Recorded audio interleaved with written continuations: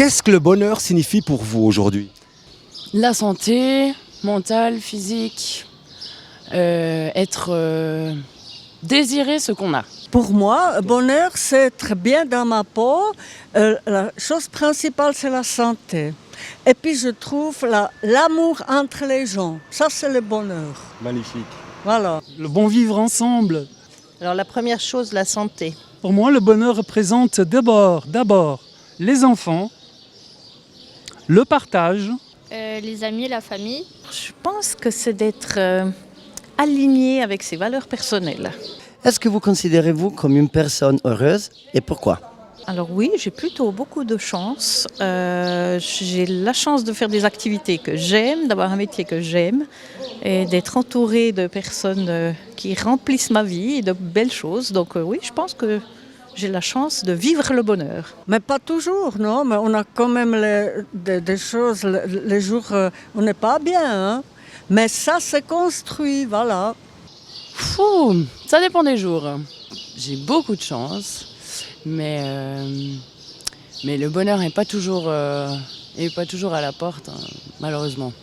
Oui, parce que je suis en bonne santé, que je suis contente et que j'ai des bons amis et une chouette famille.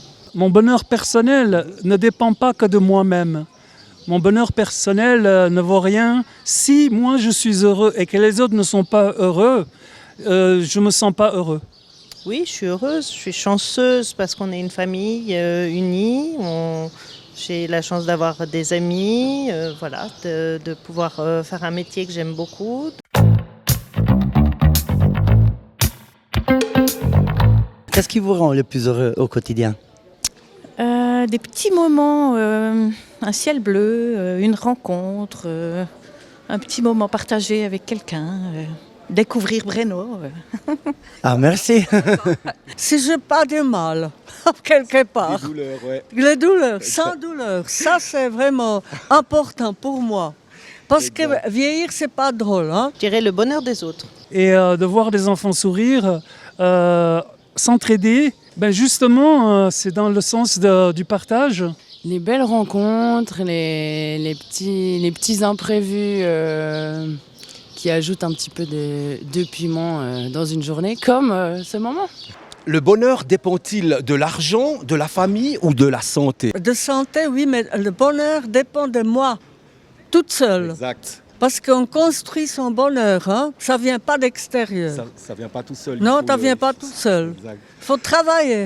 Je pense l'entourage social pour beaucoup, la santé certainement, l'argent il y contribue mais je ne pense pas qu'il fasse le bonheur. Les relations sociales, je pense que c'est hyper important. Je pense que il y a des seuils. Je pense que quand on a suffisamment d'argent pour couvrir ses besoins existentiels, je pense que d'en avoir plus, ça n'apporte pas de bonheur. Mais il faut quand même un minimum pour que ça ne soit plus une préoccupation existentielle.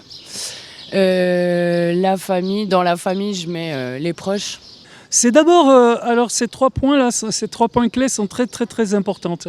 Mais moi je mettrais la famille d'abord, mais avant la famille, la santé, ensuite la famille et la spiritualité pour moi. Pour moi, de la santé en un, de la famille en deux. Mais c'est vrai que sans argent, on ne fait pas tout ce qu'on veut non plus. Et la santé, quand elle va bien, on a tendance à oublier à quel point c'est important. Mais je pense qu'en premier, je mettrais les proches. Parce que si la santé va pas ou que les finances vont pas, d'être bien entouré, ça change tout. De la famille et de la santé. Selon vous, qu'est-ce qui détruit le bonheur dans la vie? C'est la guerre, c'est les gens méchants qui veulent nuire des autres. Voilà, c'est ça. Ouais. Le pire maintenant, c'est qu'est-ce qui se passe au monde. Hein? C'est vrai. Moi, je ne regarde pas tous les jours des nouvelles, hein, parce que après, je ne peux pas dormir. La méchanceté, l'inhumanité, si on peut dire comme ça, l'agression, la violence, c'est des choses qui pourraient détruire mon bonheur. Alors là encore, je pense qu'il y a plusieurs niveaux.